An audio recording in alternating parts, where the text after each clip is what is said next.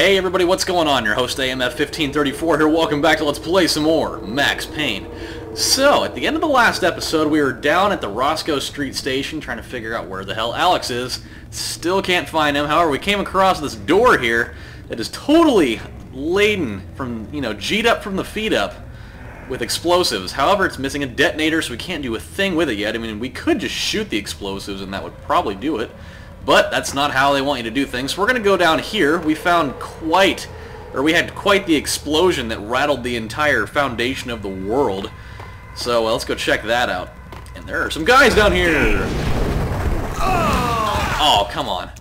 I wish I could have taken both of them out. That would have been totally awesome. But it's just not part of the plan. And somehow, this subway is right next door to a giant bank vault. Okay, fellas. The police are on their way. New York's finest. They're gonna be here soon. So stick to the plan. We got our own private exit route. In and out, do your thing. Wham bam, thank you, ma'am. Wham bam, thank you, ma'am. God, I hate that saying. But I've got an exit plan for you guys. You're probably not gonna like it very much because it involves every one of you guys dying and nobody escaping at all. It also involves Max having the best timely diving you could ever have. And he never runs out of energy to do it. That did not work at all, even though he ended up dying anyways. And Max would now have a very bad concussion because he just dove into a giant steel door. This part, I would advise getting out probably your dual Berettas for this because you are going to be going crazy. Pretty much promptly as soon as this door opens, you go crazy! And you don't jump like that because that wouldn't do you any good at all. And using your bullet time for this was a great idea because of the fact that you can reload it. Ooh. Spilling your guts all over the floor. That's just great. And now we can load up on the ammo here. Got some painkillers. And somebody felt the need to give us a call, so let's go answer it. We come to you now live from the crime scene. Who is this? Right back at you. This is Deputy Chief Jim Bravura from the NYPD. You are to cease your criminal activities and surrender immediately. Sure thing, Jim. Me and the boys have been talking and everyone's real sorry. They'll never do it again. Who the hell is this? Little do you know. The scene of a bank robbery wouldn't have tipped the odds in my favor. I mean, let's just think about this for a minute. Didn't Max Payne used to work for the NYPD? How would Jim Bravura not remember him at all? Bank robbery score lay on the table. At least I think that's how it was. I'm not sure. The bank robbers have been after Acer Corporation bonds. The Acer success story had recently been on every channel and on the cover of every magazine.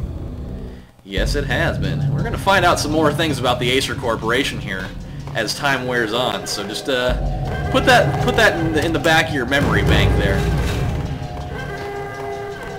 The bank robbers had left their tools on the table.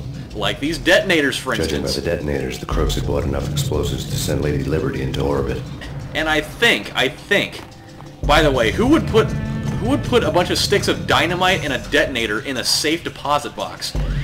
I'm pretty sure that on that detonator that the numbers were 8008, which I don't know. I mean, I don't know how many of you guys back in grade school used to do that, where you'd put 8008 on a calculator and turn it upside down and it looks like it says boob. Yeah, but that's what I thought that said just a second ago. So there's that. All right, so we got the old detonators. I'm gonna head back upstairs and blow the door to smithereens. We also get to hear one of my favorite noises in the entire game when dudes throw grenades down the stairs. Do it. I dare you. I know one of you guys have a grenade on you.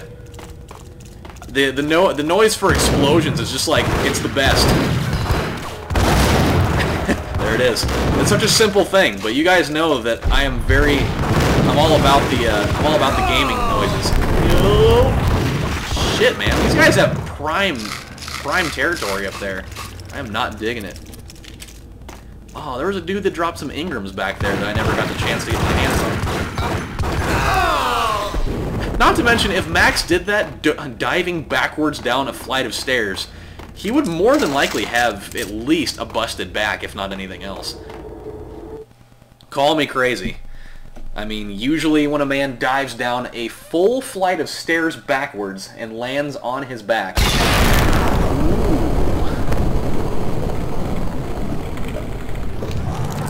I love that.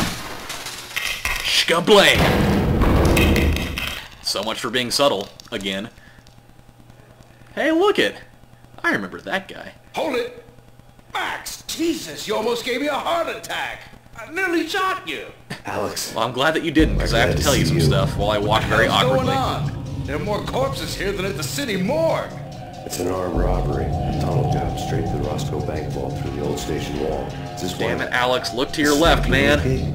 This is Lupino's doing? Lupino's men? Really? I'm talking to you without opening my You mouth. sure know how to pick a place? Can you get through? No, it's locked. We gotta get out of here. If it's Lupino, it's... Oh, Alex. Alex! You are dead. And he just saunters off back into the night. There's nothing I could do. He was dead. We're very observant, Max. The accusing stare of his eyes. Or the fact that he just got shot in the head. I mean, let's be honest here. So now that's two of his best, you know, some of his most well-known people dead in the span of 24, well, not 24 hours, but I mean, he loses his wife and kid, and then his best friend gets shot right in front of him. That'd be enough to make just about anybody lose their marbles. There we go. And now Maxie's about to go balls out on these peeps. Let's get the hell out of here! No, let's not. I mean, I will. P.S. One small disclaimer here, because I don't know whether you guys are dealing with it or not. By the way, one more thing before I finish up on that little sentence I was getting up to. The very beginning of this little area, when they had the door exploding and it was in slow motion. I love that. I love that type of stuff. I mean, it's the fact that it's like such a subtle little effect that they added to it, but it was like perfectly done. Anywho, I apologize if like some of my sound gets like really awkward and loud and crackly. I tried to adjust my sound settings a little bit to see if it would remedy that, and it did a little bit, but obviously it's still a little bit out of control there. There we go. Why did I have to hit that switch twice for that? That didn't make any sense. Let's exit the door. Head down the way. Out into the night we go. Alex had kept me relatively sane for the past 3 years. Now I didn't know how I felt. Crazy. Somehow he had stumbled upon something big and ended up stepping on Jack Lupino's toes. His very fat toes. Oh boy. Yes, Maxie's about to go balls deep into some trouble. Lupino ran his racket of sex, So drugs, skinny. and contract killings from a sleazy hotel in a slum block and block of tenements. The NYPD was closing in. I could hear the sirens. Their wail was a crescendo. Lupino thought he could get us by taking Alex out and leaving me to take the fall for it. All he had gotten was my attention. Well, he did. The problem is I went to the exactly what's hotel going to first. happen. It was a sad old thing with flickering lamps and faded colors, cheap mobster punks and tired-eyed prostitutes. I walked straight in, playing at Bogart, like I'd done 100 times before. The place was run by a couple of murdering mobsters with shark smiles. The Finito brothers. Ladies and gentlemen, it's the Payne in the butt. Payne to the max. You're killing me. You make that of yourselves, you get some wino downstairs and come I up love with the it. word wino. I think it's awesome. Don't answer that. A rhetorical question. I got something for the boss. Lupino around? That kind of depends on who's asking. A friend or a junk swap plan. But don't answer. It's one of them, how do you put it, rhetorical questions. Lupino ain't here, but he said bye. Lupino wasn't in his cheap hotel. Instead, I ran into the Finito brothers. As you already have told us. My cover had been blown. The door slammed shut behind me. Your cover had been blown. You didn't have any cover. You walked in the front door. Just... Payne in the butt. Ha ha! Payne to the max. And here's our first boss fight, everybody. Take you to Marble City for it. I mean, it's not a very hard one, but it's definitely still one nonetheless, and I'm going to use a grenade! I'm going to blow you guys to fucking Kingdom Come. Or that's probably going to completely miss. Oh, shit. Yeah, they can take a little bit more than the average man, but nonetheless, they are definitely still human, so you can still kill them very easily. And then I would highly advise hurrying the hell up. So go read this little note that we got sitting on the table here.